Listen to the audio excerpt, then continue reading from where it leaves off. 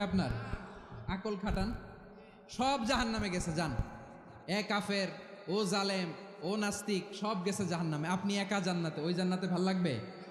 জান্নাতে আমি একা যেতে চাই না। আমার জান্নাতের দলকে আমি ভারী করতে চাই। চিল্লায় বলো ঠিক কিনা?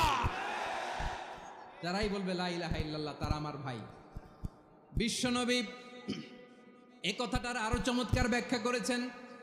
তিনি বলেন, মান সাল্লা সালাতানা ওয়াস্তাকবালা কিবলাতানা ওয়া আকালা যাবিহাতানা ফাযালিকাল মুসলিম লাহু যিম্মাতুল্লাহি ওয়া যিম্মাতু রাসূলিহি ফালা তুখফিরুল্লাহা ফি যিম্মাতিহি।